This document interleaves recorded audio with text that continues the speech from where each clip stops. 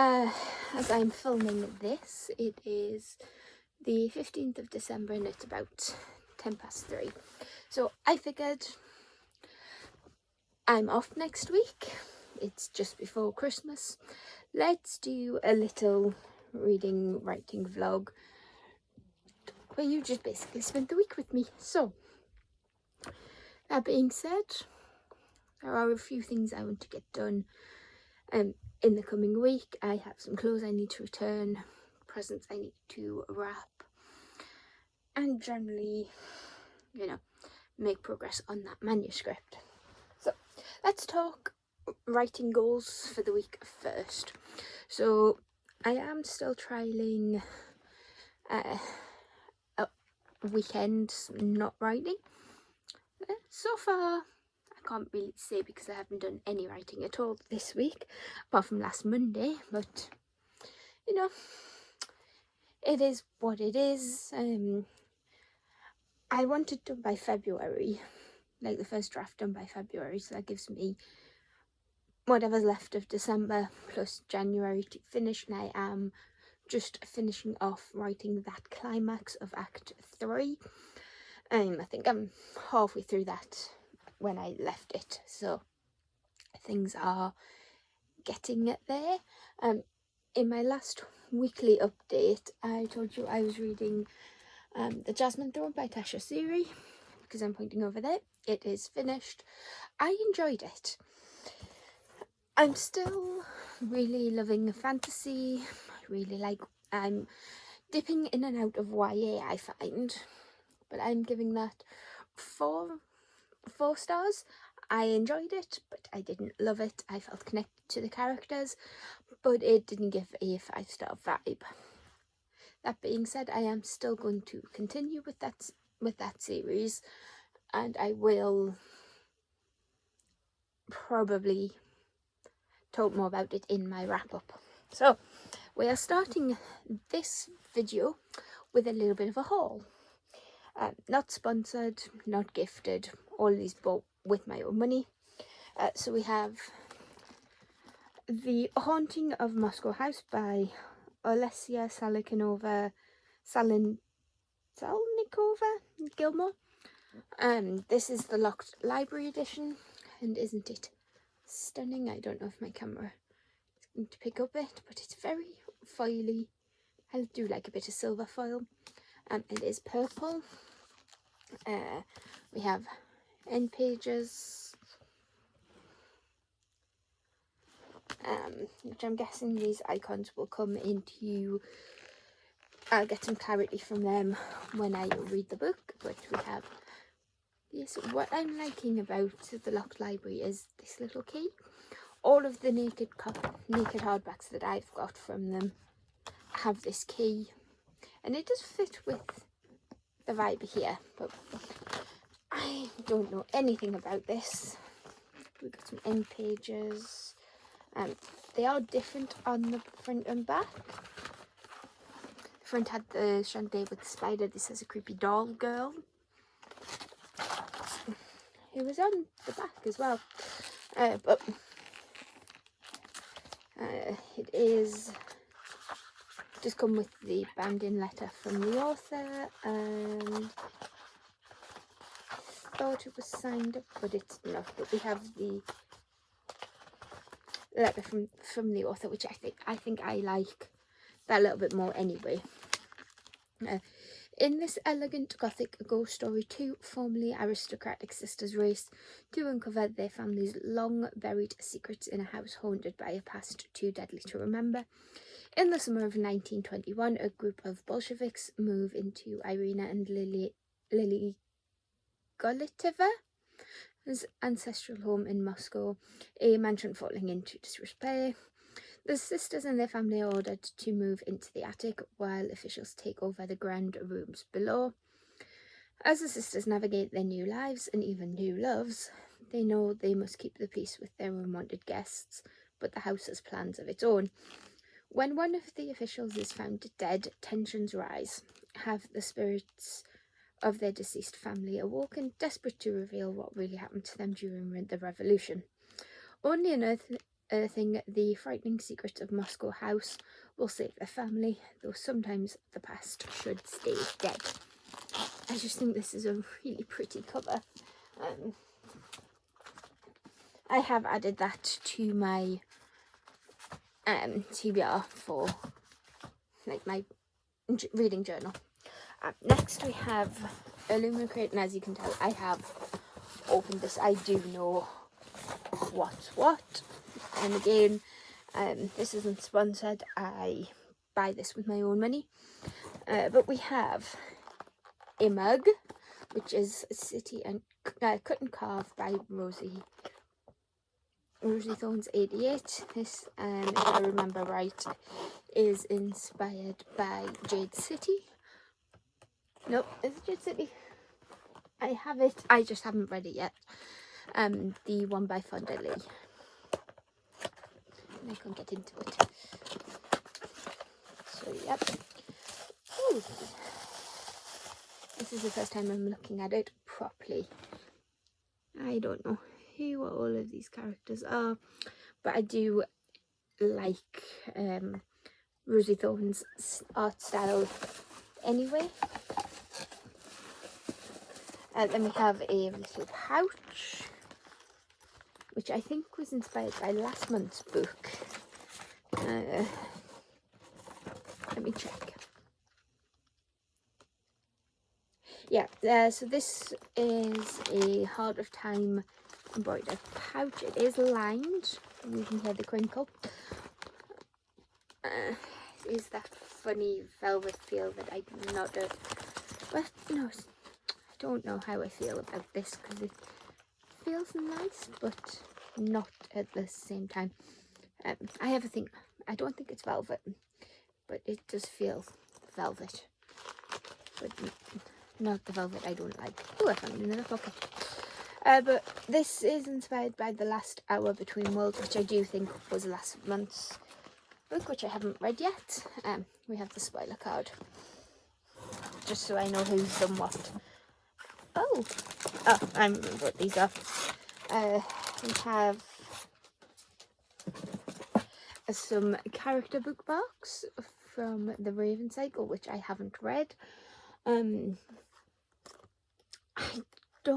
haven't read this, and I don't know if I fancy it. I'm a very plot-driven reader, and I've heard that the Raven Boys is not plot heavy, but we might try it. You never know. These are designed by Merwild. I do like the art style. And before we get to the book, we have a desk calendar. I'm just going to flip through randomly so you can see that. And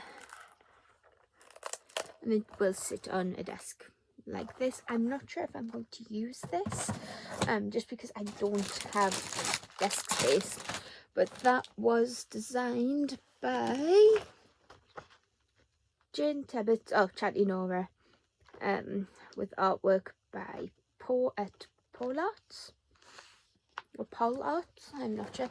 But then we have the book, which is a very funky cover. When I first saw it, I thought sci-fi, but it's not. I think this is Hawaiian Pacific Island art, and it is so pretty, and it catches the light beautifully. It is sci-fi though. I don't really have much luck with sci-fi, but this is, and I apologise if I pronounce any of this wrong. I will double check when it comes to reading, but this is Hamajang Luck by Makana Yamamoto. I will double check that when it comes to reading, because I don't want to mispronounce their name. This is what the naked cover looks like. We've got some nice foiling detail, just enough to pick up on the detail. We have more of that stunning art. Can I say tribal art? I think that's the wrong term, but that native artwork that you see on tattoos. it reminds me of tribal, but I think that's the wrong word. Can someone please correct me? Yes, and it all has this beautiful ombre effect. But see what this is about. From what I gather, it's space epic, maybe. I'll read out what it is from the top because it does explain the title a little bit. But Hamajang, adjective. Definition: in a disorderly or chaotic state, messed up, chiefly in predicative use, especially in all Hamajang. Etymology: a borrowing from Hawaiian pidgin. Source: Oxford English Dictionary. So that's what that means. That's what Hamajang means. I thought that was interesting when I read it this first time. But ED is done with crime. 8 years behind bars changes a person, costs them too much time with too many of the people who need them most. And it's all Angel's fault. She sold Edie out in what should have been the greatest moment of their lives. Instead, Edie was shipped off to the icy prison planet spinning far below the soaring sky bridges and neon catacombs of Kepler Space Station of home, to spend the best part of a decade alone. But then a chance encounter for early parole appears out of nowhere, and Edie steps into the pallid sunlight to find none other than Angel waiting. And she has an offer. One last job, one last deal, one last target. The trillionaire tech god they failed to bring down last time. There's just one thing Edie needs to do. Trust Angel again, which also happens to be the last thing Edie wants to do. What could possibly go all a hammerjang about this plan?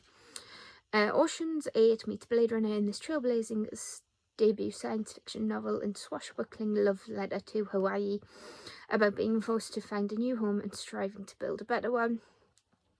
I don't think I've actually seen Ocean's 8. I've seen Blade Runner. Well, I've seen the new one. To find a better one, unmissable for fans of Gideon the Ninth by Tamsin Muir and Six of Crows by Leigh Bardugo, both of which I read and really enjoyed.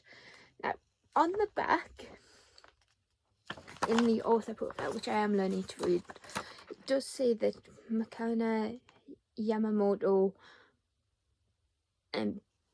uses they pronouns, so I will endeavour to use they when I'm talking about this author and their book. But because in the synopsis it's never said that Edie's pronouns are not in this synopsis, and I may be reading into it too much, but I think, if I remember right, Edie does use they, them. I think they identify as non-binary, but I will obviously... Oh, it is signed. Oh, I like that. I like that little constellation. And I think it has a saying on it as well. I'll double check what that means when it comes to reading it. But was I saying? Oh yes, I don't know if Edie uses they them pronouns, but I will double check. Oh yes, reading the author's note, just skimming it, it did say something about Edie and how Edie it says they, so I'm going to use, so that is something to be aware of. Yes, I will put this on my radar, TBR cart. I am interested in it. I didn't know anything about this. Oh, and I didn't show you the end pages, which fit the heist group theme. And I'll tell you what made me really excited. This character has the name Chloe Nakano attached to it. I think this character is plus size, which makes me happy. So that's the two books that I know about and had planned to bring into my collection through a subscription service. Even if I didn't know what they were, I knew I was getting two, and the covers just ran away. So we'll put them there. Then I went a little wander to my local coffee shop, which was running a little Christmas market. And of course, we are going to look. And when we find books, we are going to peruse. So I found a stall that was selling Blind Date with a Book. Now this one, it does have a little blurb on it. We have a cup of tea, I think it's a pen, a tea bag, I think that's a sticker, a Biscoff biscuit, and I think that might be a bookmark. But I picked this one up because it's a supernatural romance / historical fiction, Second World War, otherworldly love, fascinating and beautiful. There is a Goodreads score. The lady running the stall did do a Goodreads score for every book, but I can't see it because it's hidden behind the tea bag. But I have a feeling that this is going to be the Endless Rivals, is it called, or Ruthless Rivals by Rebecca Ross. Pause this video and tell me if you think I'm right, if you agree, or let me know what you think it is. So we have a sticker. Oh, it's a chamomile, strawberry and chamomile with lime flower with a B12. So I'll just take yes, this is a bookmark. You can never have too many bookmarks. And a pen. Now I don't annotate my books, but this will always come in handy. And we have a little Biscoff biscuit. So I'm going to open this. It seems a shame because look, it's just so pretty, so prettily wrapped. But yes, I think this is Ruthless Rivals by Rebecca Ross.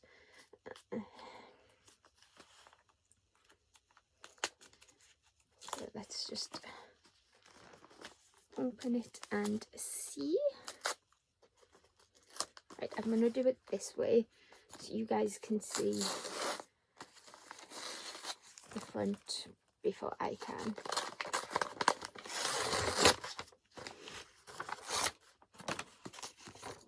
Oh, no, it's The Frequency of Us by Keith Stewart. It's in Second World War Bath, a young naive wireless engineer Will meets German refugee Elsa Klein. She's sophisticated, witty, and worldly, and at last his life seems to make sense. Until soon after, the newly married couple's home is bombed, and Will awakes from the wreckage to find himself alone. No one has heard of Elsa Klein. They say he was never married. 70 years later, Laura is a social worker battling her way out of depression and off medication.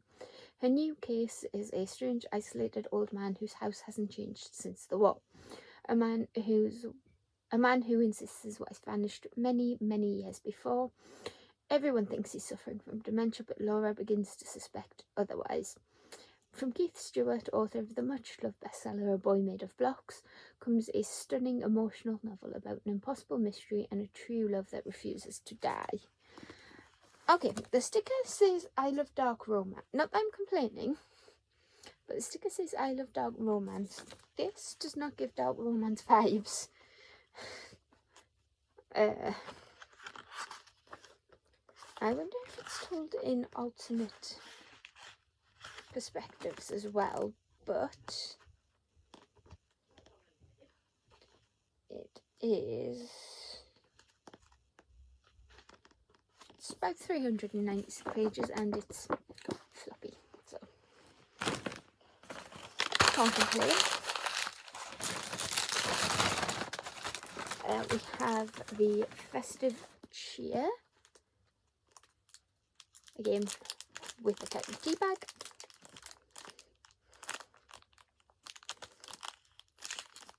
Here's a little bit of a chunkier one, this one I think.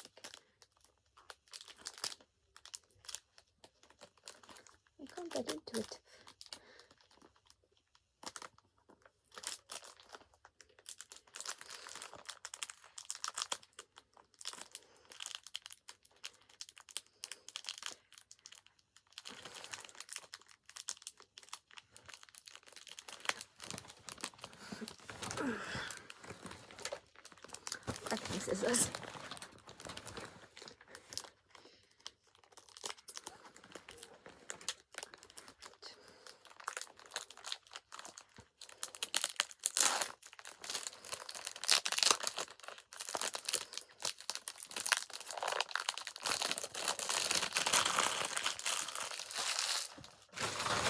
So what have we got in this one? Green tea and with lemon. A very cute teaspoon in the shape of a, you can't see it, but it is engraved. It's a little flower. Another biscoff. We've got a Christmas tree and some Prosecco, I think. Just a plain tea bag from Typho. And a little candy cane. Bookmark. Oh, and in case you didn't see, this is the festive cheer one. So depending on what this is and if it excites me, I think I'll pick this up as my next read. And I have buried the book I am currently reading, but I'll find it. And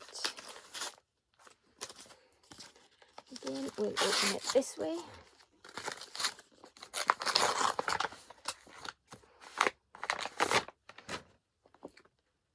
Oh, the Christmas postcards by Karen Swan. Now, this is a pretty cover. And this is why I like these ideas, because I would never have picked up this book. It doesn't look like me. And a lot of the Christmas covers put me off books. But find out what this one's about. When I think this one is pre-owned. No, I'm bothered, but because the spine is a little bit dented, and I think it is on this one as well. But you know, it's a good way to get rid of old books, I suppose. So it had been a make or break holiday for their marriage, but Natasha and Rob's rekindled romance is short-lived when their daughter's beloved soft toy disappears on the journey home. As Natasha comforts the distraught child, she turns to social media for help. Miraculously, the toy is found, but it has become the lucky mascot of a man named Duffy, who is thousands of miles away trekking in the Himalayan foothills.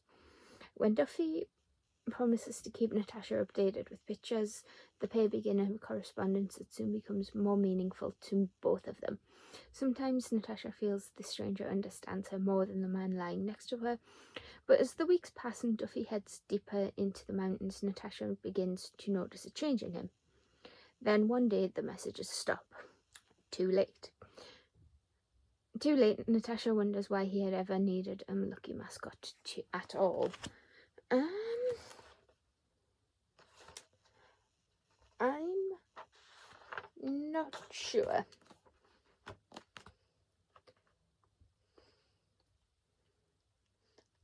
About this one.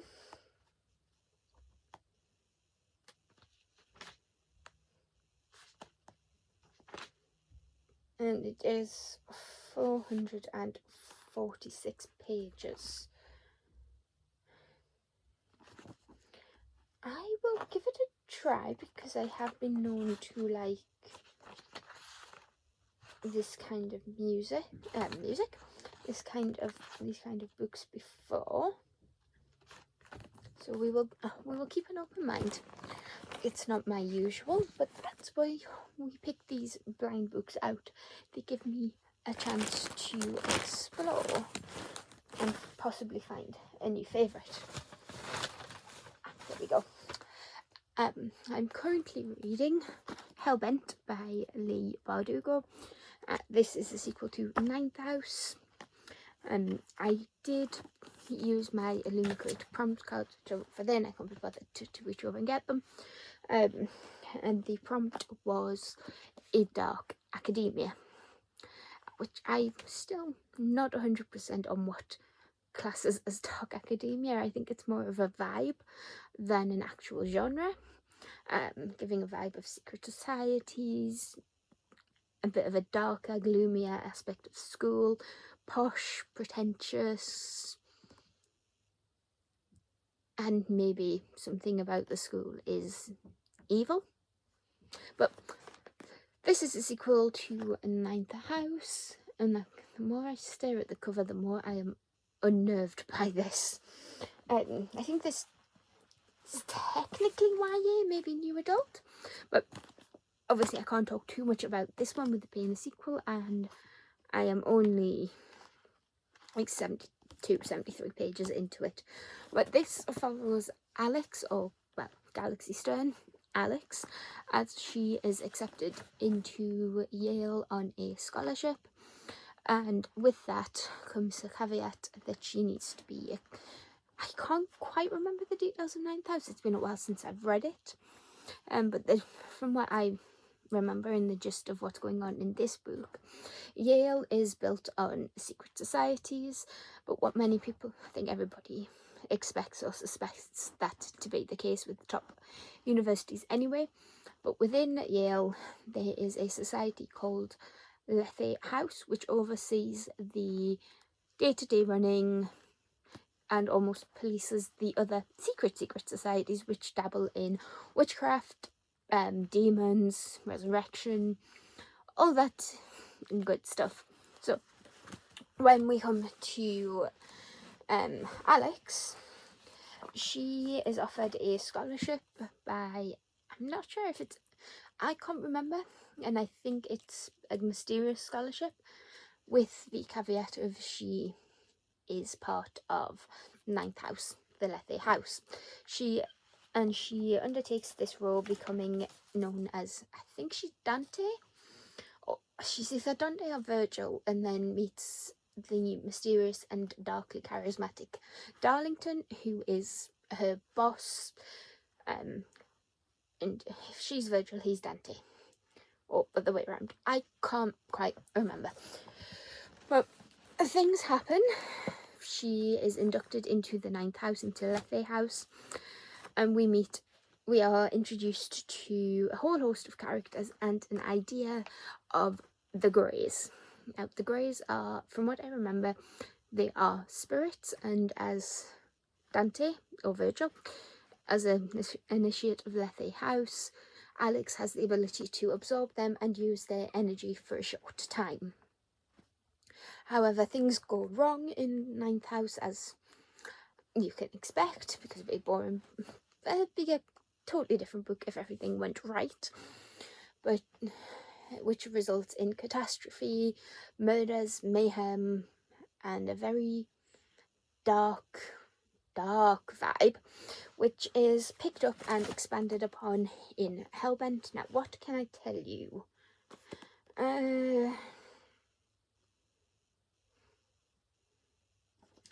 Okay, so I can't tell you everything, but wealth, power, murder, magic. Alex Stern is back, and the Ivy League is going straight to hell. I think that tells you everything. She's dealing with the events of the previous book, but that may endanger her future at Lethe and at Yale in general. The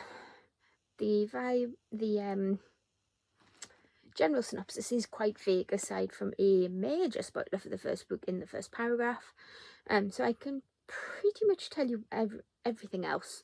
But Alex is playing with forces far beyond her control, and when faculty members begin to die off, she knows these aren't just accidents. Something deadly is at work in New Haven, and if Alex is going to survive, she'll have to reckon with the monsters of her past and the darkness built into the university's very walls.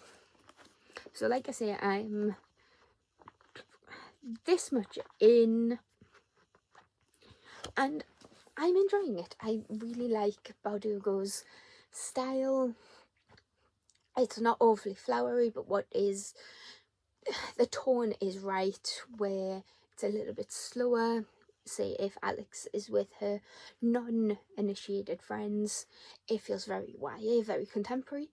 But if she is with Dawes, who is another member of Lethe House, the writing turns to be a bit more formal and has a urgency about it, which in the context of what is going on with those two characters, it is, yes, that's all I'm going to say, it fits.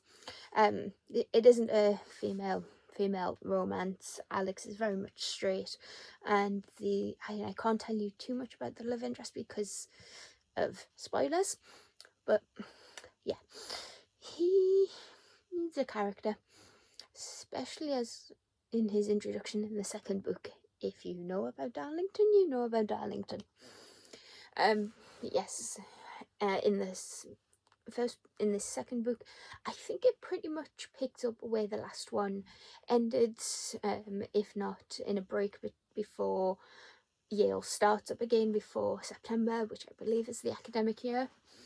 And Alex is just making ends meet, going back to her drug dealing days, with the help of magic, which is a very interesting scene about Tom Brady's lightness, being used to try and recoup some money, which was fun to read. If not, this whole vibe is dark and atmospheric, and it's a powder keg waiting just to go off. And I'm really interested in seeing how things progress, how the loose ends for Ninth House, which I think is this book, but I'm not 100% on that because, oh no, this is Ninth House. I knew it had sprayed edges, but I just couldn't remember what colour. Unfortunately, my copy of Hellbent doesn't, but we can live with it. So yes, this is a very long introduction and a ramble, but what else can you expect from me? And I haven't even told you about how I'm getting on with my cross stitch, but we are getting there. I love looking at this in the camera because I see it as a whole and I see what I've done rather than when I look at it this way and I just see what's left. So that's that. I guess it's probably like 4 o'clock now. Nope, quarter to 4. I'm going to make myself a cup of tea with one of my new tea bags, and I think I'll just alternate between reading Hellbent and cross stitching while I watch some Christmas movies, because why the hell not?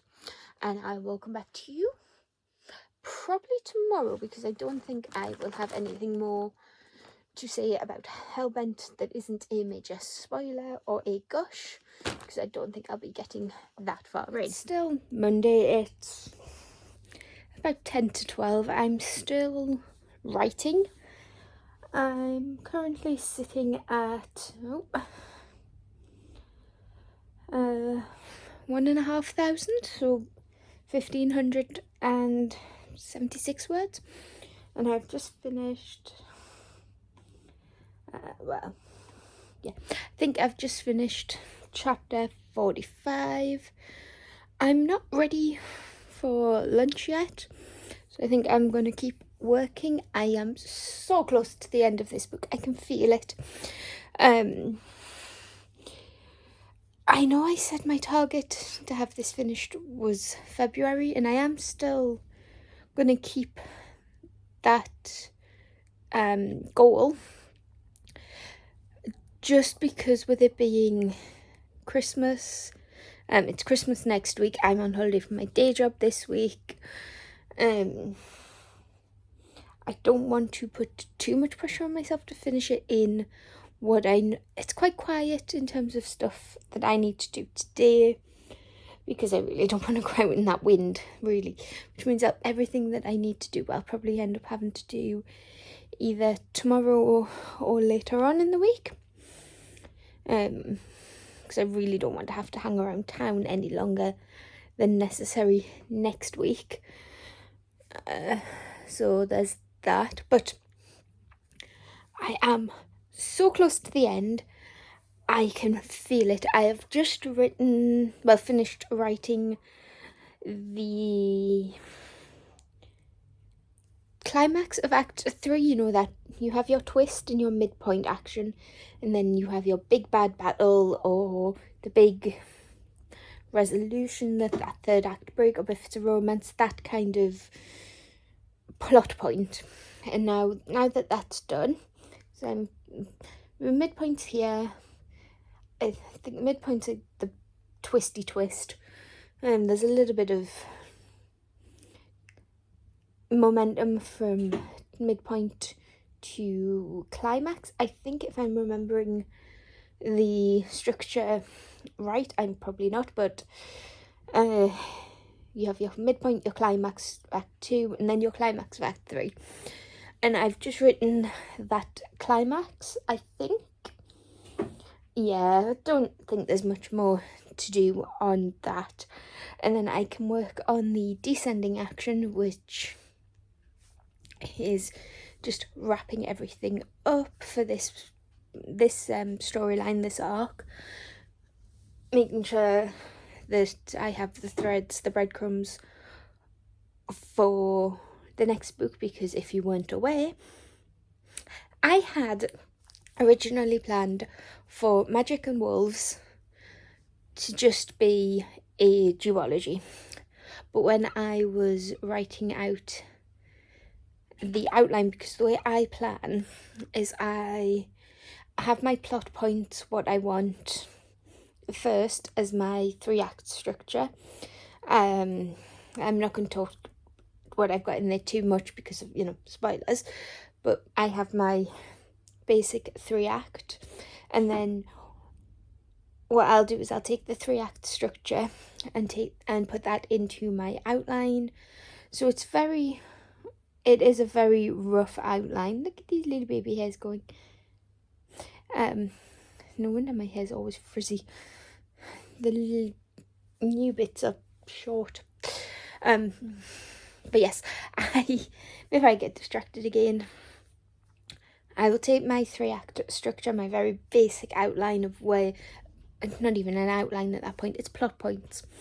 And then what I'll do is I'll put them into an outline document where I basically just work out how are my characters going to get from A to B to C, what else is going on. And then, so at that point, I'm still not sure what's happening completely. I have my major points, and I know what I want, but I don't always know how my characters are going to get there. But that being said, when I was doing the outline and even the plot points, it turned out that the muse is not done with this story, with these characters, with this world, and actually intends on very much embellishing it and growing it and developing it. So it's a very long way of me announcing, very low-key announcement, that Magic and Wolves, being a little piece of magic from Witches and Wolves, is not the duology I intended it to be, but it will be at least a trilogy, depending on how the outline for book 3 goes. But I'm excited to get these final chapters out. It would be absolutely amazing if I can finish it this side of Christmas, so then I can have Christmas off and come back to it in the new year with some edits, ready for the edits, I should say, with fresh eyes. Keep your fingers crossed. Pause the video and let me know if you think I get it. I'm going to say yes. I think I might get it finished by the end of the week, but we are not putting any pressure on ourselves, because remember, this is fun. This is supposed to be fun. So it's Monday. Ignore my little friend, but yeah, ignore him. It's Monday. It's about 9 o'clock, and I've had a bit of a weird start to today. Yes, I'm on holiday, so I do sort of think I deserve a lion, but I didn't get one today. I woke up, get this, at 11:30, about 2:30, and then at 4, and when it was 4 o'clock, I gave up and gone back to sleep, so just sort of lay in the dark and doom scrolled because it was too early and I didn't want to sort of wake up the rest of the house. So that being said, when it got to about 6 or 7, I came downstairs and read more of Hellbent by Lee Bardugo. I'm this much through now, and things are heating up. It does tell you, what did it tell you on the back? Yeah, so we have had a couple of faculty members being killed off. So Alex, along with Dawes, is investigating that while dealing with the aftermath of what happened in the first book, which was Ninth House. I am very much enjoying this and will be picking it up at some point today, but because the weather is awful outside, I don't think we're forecast for snow, but it certainly looks like we could get it. It's very dark and gloomy out there and very windy. So what I'm going to do is I'm just going to work on From Wolves and Witches. We'll see how far I can get before I need to take a break. I've also got some washing in, some laundry in the washer and in the dryer, with another couple of loads ready to go in later.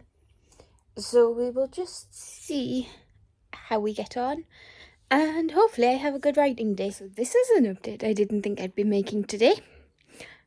I've just finished the first draft. And I'm quite happy with it. It ended where I wanted it to. I think there's enough threads. Apologies if you can hear the neighbours, but I think I've wrapped up the threads enough for this particular plot, while keeping things open and introducing new threads for book 3 and whatever comes next. So, hopefully, I'm aiming for a February release. I'm allowed to be happy today. And for just stats, because we like the stats, draft 1 is currently sitting at 62,893 words, which is about 49 chapters, which, that may change. The word count is variable. I have done all of my front matter, title page, copyright, dedication, my other works, and I have included a trigger warning again, because I think there are a couple of instances in this book that may be triggering for certain people. I don't think anything's too graphic, but I just want people to be aware of certain topics that aren't mentioned. And I've also done my acknowledgements, all of that. All I need to do, I say this like it's nothing, but all I need to do is do some edits, run it by my beta readers, who are my friends, my sister, my mum, and a very good friend. See what they say and design a cover. implement any changes that I agree with from their feedback, and then schedule the pre-order. Now, I am going to say, just to be on the safe side, I'm going to aim for an end of February release. But if that changes, I will keep you updated. I will let you know. But yeah, draft 1 is done. I was not expecting that today. I thought it would be Friday. If I'm being completely honest, I thought it would be Friday when I finished this. And that was on a good day. But I don't know what to say. I've got no words. Finishing a book, there's just no feeling like it. So I guess that means for the rest of this week, I can concentrate on finishing some published books. But I think right now I'm going to do some knitting because I've been staring at a screen since 9 o'clock this morning and it is now 20 to 4. But considering I was feeling a little bit, not slumpy, but and not blocked, just a little bit unmotivated this morning, and I've got 5,000 words in a day. Where did that come from? Seriously.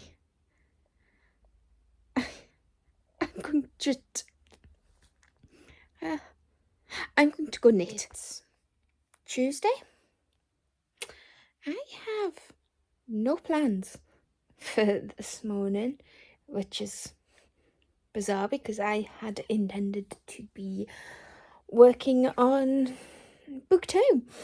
But obviously that draft is done and I'm going to let that sit a while before I run through and do some first edits. What is going on with these little bits? But I do have some bits I need to get in town. So I might call into a coffee shop, but I am planning on going up about 11:30 lunchtime-ish to try and beat the rush because there's roadworks, and with it being Christmas, it's getting very busy and I am not a fan of crowds. They make me very anxious, so I'm just going to try and get what I need. I have a tat. Big one as well. Yes, I'm going to try and get what I need and just go. Depending on how busy it is in Waterstones, I might pop in and have a look. I think I've got some money on my Waterstones card. If not, I'll probably just wait until after Christmas. But yes, that's it. I did get... I think I'm past the halfway mark now in Hellbent, and I am very much enjoying it. The story is picking up. We are still not sure who the murderer is or if it is something supernatural, but we are... The thread from the first book that I can't talk about because of spoilers is being picked up and we are working on that. Alex, Dawes, Turner and Tripp. Turner is a cop who Alex met in the first book. Dawes is, Pamela Dawes is a member of Lethe House. Her office is the Oculus, which is just cool. She's the researcher. Turner's a cop. He's also Centurion, the soldier.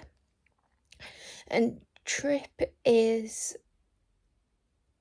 not part of Lethe, but I think he's part of Books and Skulls, which is another society. But I'm not 100% sure off the top of my head, and he has graduated, so they're all sort of bound together to do this thing that I can't talk about because of spoilers. But it is very well written. I love how Badugo, I think I noticed this in her other books as well, but she's able to weave such intricate details where you could believe that this is real. We know secret societies are a thing in Yale. That's not a secret. But these are secret societies that only the members are aware of. How many times can I say secret in a sentence? Yes, we are just working on reading that, and I've got to the point where the bunny on the cover makes sense. But in terms of knitting progress, I finished the front panel of my hoodie. I finished the back panel a while ago, and I've just started a sleeve. So if I remember, I will show you at some point. So yeah, this morning, just catch up on some YouTube, and because the only reason why I'm going out as late is because of the crowd and because there's a program I want to watch on TV. I could iPlayer it, but I don't want to. I want to watch it now. But yes, that's where we sit at the moment. I'm still in awe of the fact that I finished that first draft. I know I'm going to go back and edit it. I'm just letting things settle and percolate. But I'm very much excited to go back into it and rip it to shreds, because that's what happens. So it's 9:10. I finished the book, and my suspicions were right about who was having the affair, who was having the affair, how that was going to get found out, how Duffy was going to end his journey. I knew it would be a happy ending, because we know what we get. We know what we're after when we read a romance. We know what we're going to get in the end, but oh my god, that last 50 or so pages, whirlwind. So we're going to go with a very shiny book. This is The Adventures of Amina Al-Sarafi by Shannon Chakraborty, and it is so shiny. This is quite a bit bigger. This is the epic story of one of the Indian Ocean's most notorious female pirates. Amina Al-Sarafi has survived backstabbing rogues, vengeful merchant princes, several husbands, and one actual demon to retire peacefully with her family to a life of piety and motherhood. But when she's jumped at a job no bandit could refuse, she jumps at the chance for one final adventure that will make her a legend. Yet the deeper Amina dives, the higher the stakes, for there's always risk in wanting to seize one last chance at glory, and the price might be your very soul. Well, this is the first in a trilogy. Magic and mayhem in this tale of pirates and sorcerers, forbidden artifacts and ancient mysteries in one woman's quest to write her own legend. This is so shiny. I haven't heard anything about this. I know Chakraborty wrote the Devabad trilogy, which I have read. I haven't read The River of Silver because I think that's short stories, and I'm not really a short story fan.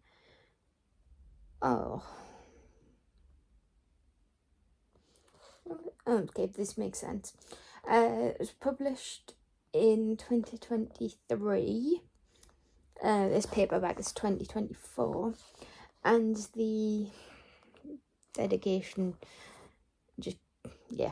For all those parenting in hardship during pandemics, through climate crisis and under occupation. For those struggling to keep food on the table and juggle multiple jobs and impossible childcare. For everyone who's set aside their own dreams, briefly or forever, to lift those of the next generation. Although, to be fair, all those just living in hardship. But yes, we shall see what's occurring with this book. I did really enjoy the David Bed trilogy, I have to admit. Ugh, octopus. It's math. This book has math, and we all know how I feel about octopuses. Ugh, don't like them. But I did my nails last night. These are just some false nails, but you can't go wrong with a bit of Disney magic. But yes, I'm going to go get breakfast because I've been up for about 9 hours and my stomach is screaming at me, and if I don't eat I will not feel good. So I'm going to have some breakfast, start reading this, and then maybe check in with you. Well, I'll check in with you anyway, but maybe at the... How long is this book?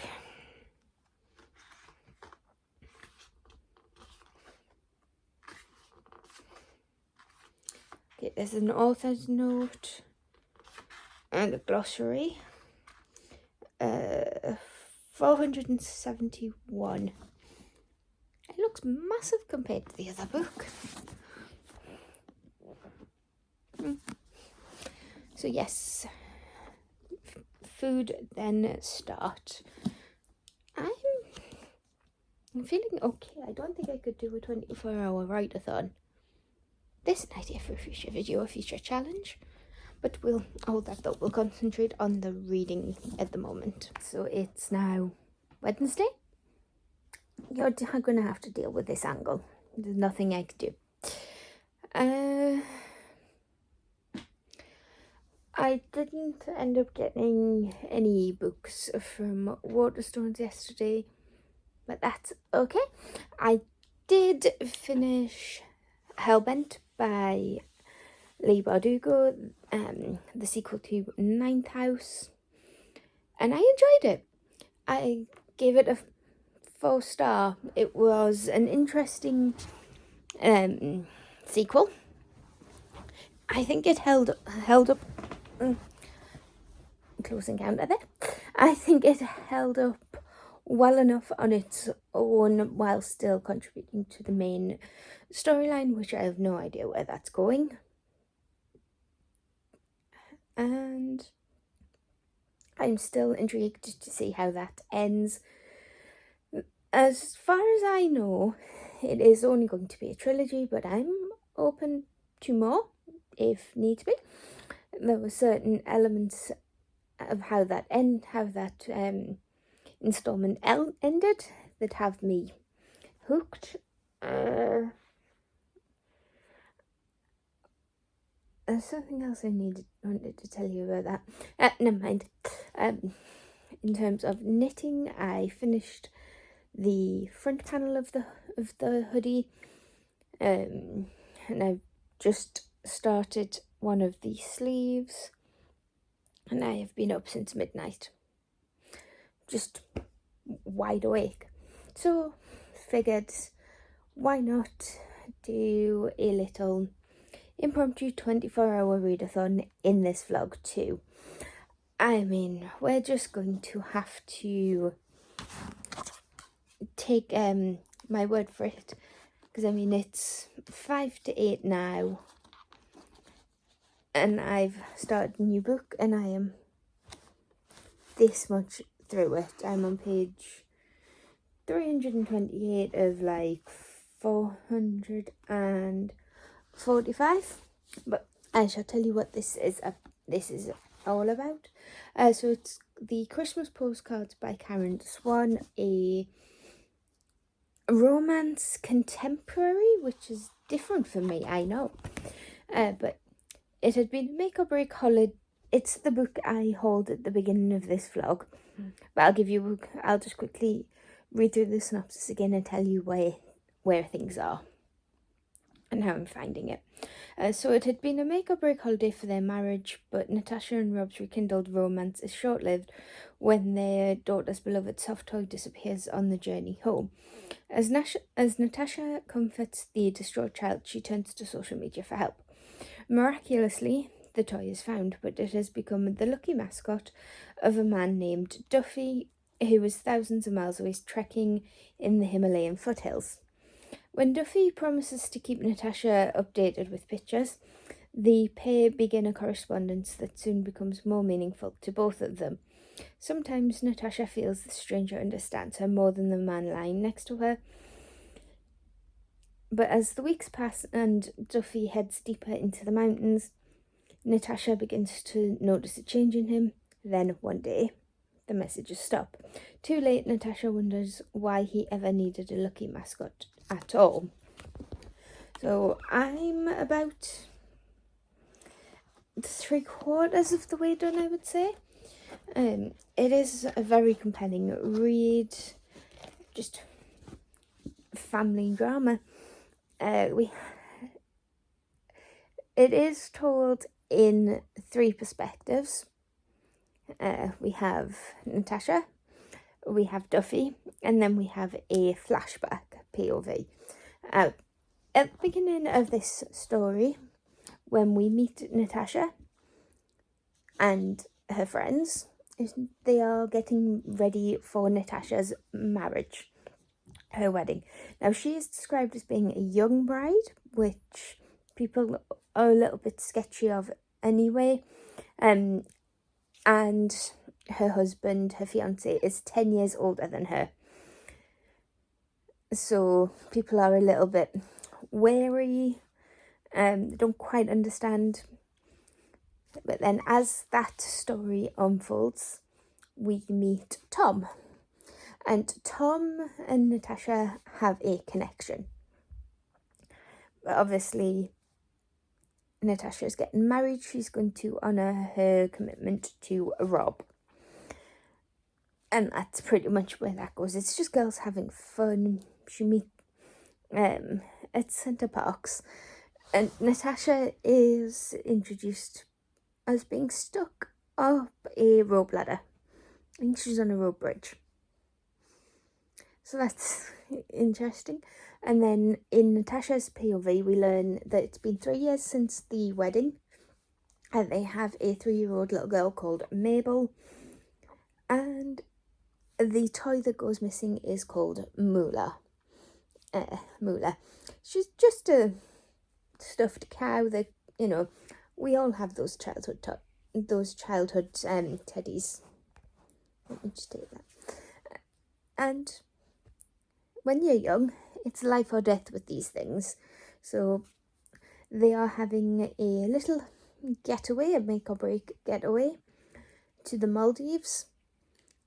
And then rather than fly straight home back to England from the Maldives, they do a little stopover in Vienna, which is where the story really starts. So Vienna is where Moolah is lost. They are a little bit frantic, they sleep in, and they miss... they get home okay, but what happens next is that Mabel is very unsettled. She is devastated. And it is very well done. It's the catalyst for everything, but it's not the main point. Because we do learn that Natasha has other interests. She's an artist. Rob makes enough money to support her and their extravagant lifestyle. So Natasha has set up a little side business to keep herself occupied, which is pet portraits. So we realise that she is not just a kept housewife. She has desires and she is feeling lonely in her marriage. It is hinted at the start of the book that Rob is having an affair. that comes into play later on, and I have my suspicions. Not only is he having an affair, but who he's having that with, because because all that Natasha wants to do is give Mabel a sibling, and it's been 18 months. Well, they've been trying for 18 months and nothing yet, and we've just reached a point where things are starting to come together. So that's Natasha. She is a devoted mother, wife, but she has her own agency. And then we have Duffy, who is a mountain explorer. He is a trekker. We are led to believe that something traumatic has happened in his past. I think I know what, but I'm just not going to say anything. He's not climbing Everest. He's climbing another mountain, which is referenced quite a bit in his stories, and his ex is the one that realizes, following a viral post that Natasha puts out, that he has Moolah. What happens next is really sweet. Duffy takes photos of Moolah on her journey, playing it off as like a little adventure, which soothes Mabel to no end and builds a connection between I've just said her name. Seriously? Natasha. Which builds a connection between Natasha and Duffy. And obviously, we know that these three connections, they're connected, so I think by this point you would have figured it out, and it is made very clear that Tom is Duffy and Duffy is Tom. But he is on a very spiritual sounding journey, a very emotional journey, and I think I know what happened, and I just hope I'm wrong with how his story is going to end. But so far, I mean, I don't really read books like this very often, so when they do, they either make or break for me. So I think just because I don't have anything else to reference it, I think this is going to be a 5-star, especially if it ends the way I don't want it to. Only because I know I'll cry. But I will check back in with you when I finish, because I don't think it'll take long. I'm not at the 100-page mark just yet. It is like 5 to 1. I have had some lunch, so at least my body clock will thank me for that. But I am on page 42, which I think is just after, yeah, it's just a couple of pages into chapter 3. So we are just setting everything up. It does have that rich, complex world building that I remember from Davabad, and it, because this is going to sound strange, but because the UK is getting battered by a storm, well, not currently, but I think we're in the middle of it, and this character Amina lives in quite a stormy part of the land. It's making me laugh, but like I say, I'm only 42 pages in, and I am enjoying it. It's interesting that I'm reading from an older perspective, because normally I tend to stick to YA new adults, about anywhere up to from like 13, 16 to, I want to say 22, 26 maybe, but I think that she's at least don't know how old she is, but she is older. It has been remarked upon that her body doesn't work in quite the same way as it used to, and she's come to terms with that. But I've gathered enough to know that Amina is, or was, a fierce pirate captain, which may have been at odds with the Islamic religion. It is remarked that they are in a Muslim country, which I think fit for the time period and obviously the locale. But I'm no expert in history and don't pretend to be. So that's a nice take on it. She is giving very much Mama Babe vibes about her daughter, and that is actually how she gets roped in to her new quest, which I've just read, and it is a rescue mission. I don't know, I can't quite work out who the guy is yet, because we have been introduced to Amina, her daughter, and Saida, who is the wealthy patron coming to ask for Amina's help, and they've both reacted to the name Arif, or Asi.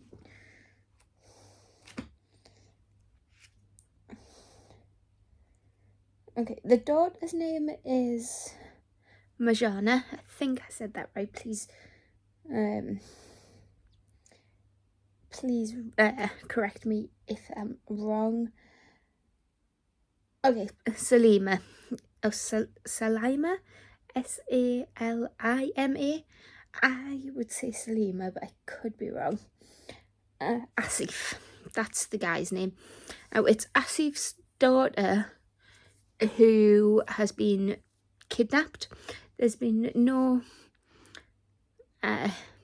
ransom, which is strange because Salima and Asif's family are rich. So that's interesting, and we know that Amina doesn't really care for kidnapping, to be a part of it or to be part of the rescue. So she gets roped in because Salima plays on her maternal instincts, and it works. So yes, in terms of writing style, it is very different to Daevabad.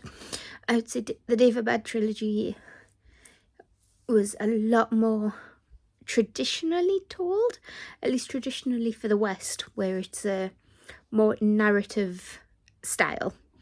This one feels very conversational. Amina is talking to us directly as the reader. But there was a little, in the first chapter, for the first couple of pages, we know that there is a conversation going on between Amina and a scribe. The scribe is currently nameless. There's like a preface where the scribe is explaining Amina's history, and they introduce themselves as Jamal. I'm saying they because I think the scribe is male, but I'm not assuming, and I'm just thinking for the time period and I'm making an assumption. But until that assumption is proved right, I will say they, just to be on the safe side. But yes, Jamal, other than that little preface and a couple of words at the beginning of chapter 1, is fairly silent. So it places us in, as it gives the reader a place in the story without totally breaking the fourth wall. We feel like Amina is talking to us directly, but we know also that the conversationalist style is only working and it's not jarring because we know she's talking to a scribe. And the scribers obviously do what scribes do when transcribing everything. So it's too early to say, but I am enjoying the style. It just feels rich and intricate, and I can't really wait to see how this progresses. The cold sore, in case anybody's interested, is at that annoying cracking stage. So I will try to catch it if it does split on camera, but I may not do so. I've also this morning done some life admin. I renewed the tax on the scooter and started the ADHD 360 referral. That test, if you've done it, did the squares speed up? If you know what I mean, but I was convinced those symbols sped up. And because it's here, just to show you, we have the start of a sleeve, which does look rather long, like a wide cuff, but hopefully it'll sort itself out when it comes to actually working on the sleeve. But I think that's it for this update. I'm getting a little bit tired, but if I go to bed now, I'll feel the readathon. I mean, that's just me, isn't it? The only pressure I have for this is on myself, but I think I'll probably sleep too long. I don't nap, but hopefully I can last until a more reasonable time to go to sleep. It's now Sunday. I completely forgot I was vlogging, to be honest. I think last time I spoke to you guys, it was either Wednesday, Thursday. So I have a lot to catch you up on. So, in terms of the knitting, I'm about halfway through a sleeve. It's just over there. I can't be bothered to go and get it. I have that. My cross stitch is going very well indeed. Again, that's upstairs. I'm downstairs. I'll show you in whatever comes next, whatever vlog comes next, I think. And in terms of the reading, I have been productive.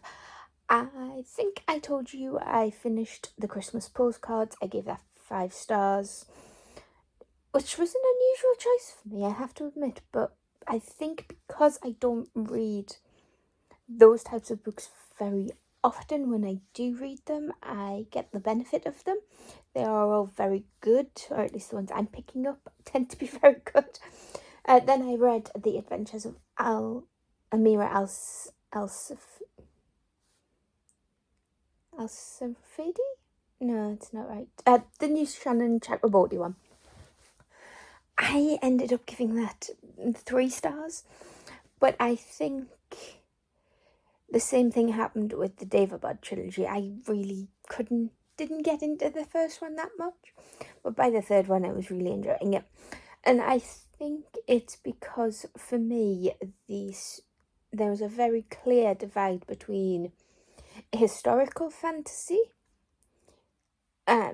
mundane, that kind of thing, and then there's a clear divide between that and the whole supernatural, paranormal element, while very well handled, only comes into play in the last quarter of the book. That being said, I am still very intrigued to continue with that series. I think it's a very slow start. There's a lot of build-up with Chakraborty's writing, at least what I remember of how I felt about Daverbud, and how I did really enjoy that in the end. So I did pull a Illumicrate card. I used the Illumicrate reading prompt cards. I got them in a subscription box from them not that long ago. and they are really helping in cutting down the amount of times I try to find something to read. I do take everything with a pinch of salt, and because what you might find one thing, someone else might not. So the book I'm currently reading, and I'm about, let's pop you down, and I'm about 71 pages through, and it is the gorgeous little sprayed edges of sea creatures. My camera won't pick it up, but we have jellyfish, fish, all in these beautiful blues, in my Illumicrate dust jacket, which I think is Priory of the Orange Tree inspired, but I can't remember for certain. The book I'm currently reading is A Dark and a Drowning Tide by Alison Saff. As I've mentioned, this is the Illumicrate edition, so we have the beautiful undercover art there. And I think this is a different cover as well, but I'm not sure. But basically, card I picked for this is Enemies to Lovers, and I am counting Academic Rivals to Lovers under that as well. I have a surprising amount of those books. But Lorelei Caskell, a folklorist with a quick temper and an even quicker wit, is on an expedition with 6 eccentric nobles in search of a mythical spring of untold power. The king wants to harness the fabled water source through which magic flows to secure his reign, and Lorelei is determined to prove herself and to make her dream come true, to become a naturalist, able to travel freely to faraway lands. The expedition gets off to a harrowing start when its leader, Lorelei's beloved mentor, is murdered in her quarters aboard their ship. The suspects are her 5 remaining expedition mates. The only person Lorelei knows must be innocent is her longtime academic rival, the insufferable gallant and maddeningly beautiful Sylvia von Wolf. Now, in charge of the expedition, Lorelei must find the spring before the murderer strikes again and a coup begins in earnest. But other dangers lurk in the dark, forests that rearrange themselves at night, rivers with slumbering dragons hiding beneath the water, and shape-shifting beasts out for blood.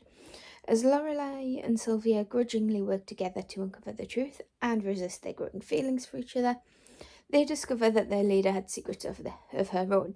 Secrets that make Lorelei question whether justice is pursuing and if this kingdom is worth saving at all. I mean, there's dragons in the synopsis. There's dragons on the end papers. I'm so excited, I've knocked you over. Of course, I'm going to pick this book up as soon as I can. And so far, this could be me. And I apologise if I offend with this, but I think Lorelei and her family are inspired by the Jewish faith. There are aspects of her personality. Let's pop you back up here. There are aspects of her personality and her family life that just remind me of that. There's also an element of her being religiously persecuted.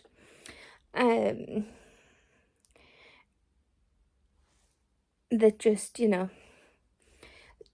rings a little bit true for what happened in the Second World War. Her people, who I've forgotten the name of them, were expected to wear cloaks with rings sewn into them. There is a Sabbath ritual that she reminisces on. So I think Lorelei is inspired by Jew, which, is interesting. And it may just be me, but the rest of it gives me quaint English light academia vibes, which I was not expecting. But it's so far interesting. We've met Lorelai, we've met Sylvia, and I can understand their relationship at the moment. Sylvia is the golden girl. She's used to getting everything she wants without having to really work for it. And whereas Lorelai is the outsider. Apologies if you can hear a siren.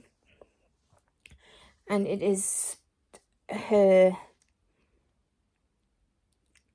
She is taken on by the mentor... Oh, why can't I remember her name? I'm sure I've just read it as well. But taken from a village into the city to study folklore. And I've just got to the point where she has been found dead by Lorelai. I will speak more about that in next week's vlog, where it's Christmas. I'm at work Monday, Tuesday, so the 23rd and Christmas Eve. Off Christmas Day, Boxing Day and the Friday. So we shall see what's happening, and depending on how I feel, because I've had a few days away from writing to clear my head, I think we might start editing Wolves and Witches, or I might dive back into the Dragon Book, which I still don't have a name for. So I guess that's it for this week. Thank you for sticking around with me for so long. I still can't believe I finished that manuscript, that draft 1, and I'll see you in whatever comes next. So give this video a like if you like it, and hit that subscribe button if you want to see this, talk about these, and I'll see you in the next one. Bye.